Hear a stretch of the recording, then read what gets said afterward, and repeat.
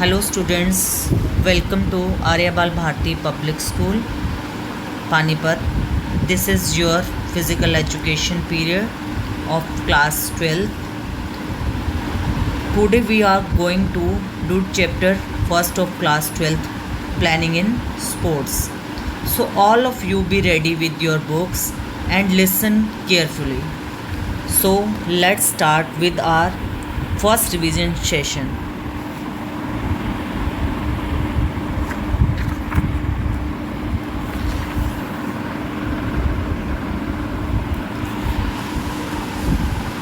Map minding chapter first.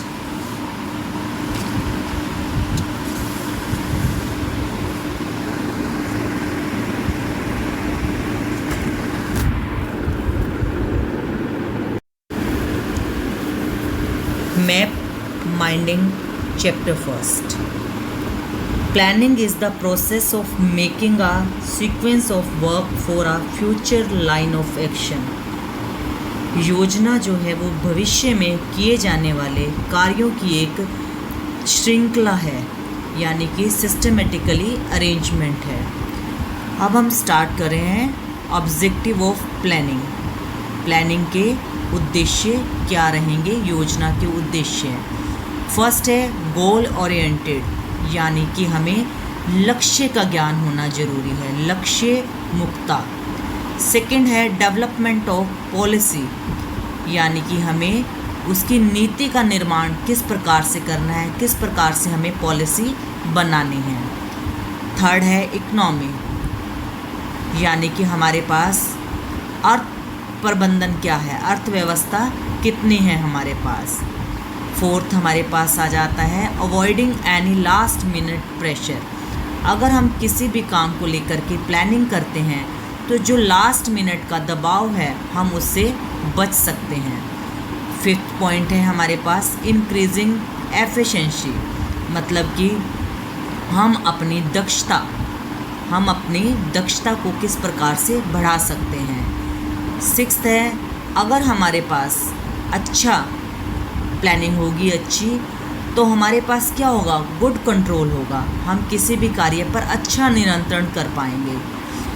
Next है हमारे पास defining the course of action, मतलब कि कार्य की रूपरेखा की व्यवस्था या स्पष्टता।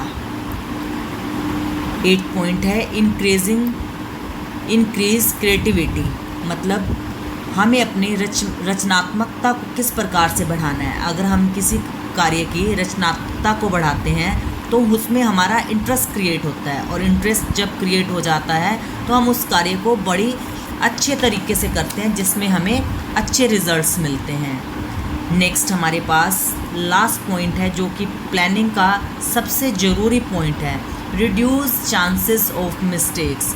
अगर हम किसी भी काम की प्लानिंग करते हैं, हम प्रिपेयर हैं, तो क्या होगा, उससे हमारे काम में जितने भी मिस्टेक्स होंगी वो ना के बराबर होंगी, उनके होने की संभावनाएं बहुत कम हो जाएंगी।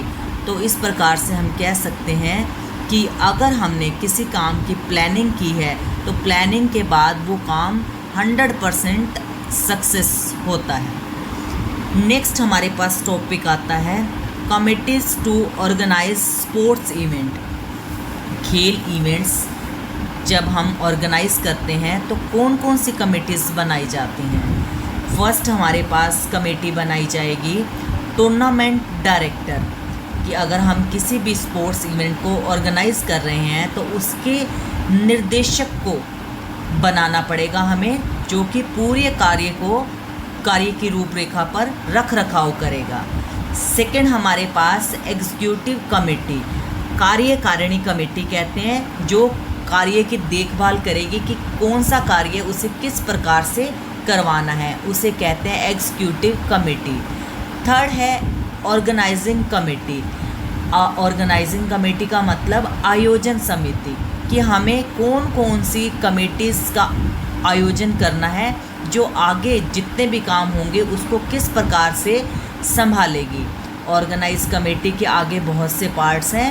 फर्स्ट हमारे पास आता है एक्रेडिशन कमेटी। एक्रेडिशन कमेटी को प्रत्यायन समिति कहते हैं। इसके अंतर्गत अन्य कई और कमेटीज़ आती हैं, जिससे कि इस कमेटी का कार्य आसान हो जाता है। यह आने वाले कैंडिडेट्स को उनका आइडेंटिटी कार्ड दे करके उनको अन्य कमेटीज़ के पास जो भी उनको लाभ मिलना है उनके पास पहुंच जाती है। नंबर 2 है हमारे पास फाइनेंस कमेटी। फाइनेंस कमेटी का काम, जिसे हम वित्तीय समिति भी कहते हैं, वो टूर्नामेंट से संबंधित जितना भी बजट है उसको देखती है। 3rd हमारे पास आता है पब्लिसिटी कमेटी। पब्लिसिटी कमेटी का काम पब्लिसिटी करना, किस प्रकार से हमें विपणन समिति जिसे कहते हैं, किस प्रकार से वो कार्य की अनाउंसमेंट्स वगैरह करती है, पब्लिसिटी करती है। Boarding and lodging committee. Boarding and lodging committee का कार्य है जितने भी पार्टिसिपेंट्स आ रहे हैं उनके भोजन और रहने की व्यवस्था किस प्रकार की जाए, ताकि आने वाले किसी भी पार्टिसिपेंट को किसी भी तरह की कोई दिक्कत ना आए।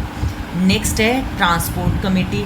ट्रांसपोर्ट कमेटी का काम होता है जितने भी कैंडिडेट्स पार्टिसिपेट करने जा रहे हैं टूर्नामेंट में, उन्हें अपने स्थान तक जहां पर टूर्नामेंट ऑर्गेनाइज होने हैं किस प्रकार से लेकर के आना है, और टूर्नामेंट की समाप्ति के उपरांत किस प्रकार से उन्हें छोड़ करके आना है। ट्रांसपोर्ट फैसिलिटीज़ कैंडिडेट्स को अवेल करना। नेक्स्ट हमारे पास आता है रिसेप्शन कमेटी।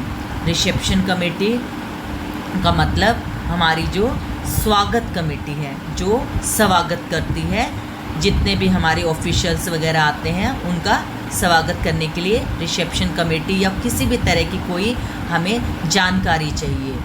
नेक्स्ट हमारे पास आता है सेरेमनी। नेक्स्ट हमारे पास आता है सेरेमनी एंड डेकोरेशन कमेटी। इसका काम है हमारे पास समारोह और सजावट करना, मतलब किस प्रकार से हमें उस कार्यक्रम का आयोजन करना है और उसकी सजावट करनी है। नेक्स्ट कमेटी हमारे पास मोर पार्ट्स ऑफ ऑर्गेनाइजेशन कमेटीज़, जो मैंने अभी आपको बताए हैं, आप इसको ध्यान से देखेंगे सभी आगे। नेक्स्ट है हमारे पास prize and certificate committee. Prize and certificate committee नाम से क्लियर हो रहा है कि वो हमारे लिए जो भी स्पोर्ट्स पर्सन विन करते हैं उनके लिए प्राइज़, इनाम और सर्टिफिकेट, मतलब उनके जो प्रमाण पत्र हैं उनको ठीक प्रकार से लगाना, ताकि सही समय पर उनको प्राइज़ डिस्ट्रीब्यूशन किया जा सके। ग्राउंड एंड इक्विपमेंट्स कमेटी सबसे इम्पॉर्टेंट कमेटी।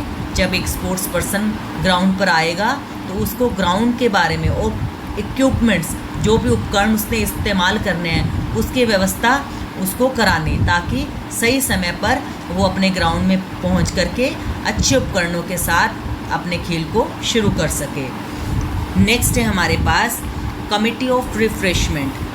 हमें पता है कि जब खेलों में स्पोर्ट्स पर्सन पार्टिसिपेट करते हैं तो उनके लिए कुछ रिफ़्रेशमेंट का अरेंजमेंट किया जाता है, जिसे जलपान समिति करती है। रिफ़्रेशमेंट कमेटी उसका नाम है। वो बच्चों को उनके अकॉर्डिंग रिफ़्रेशमेंट डिस्ट्रीब्यूट करती है। बहुत ही important committee first aid committee.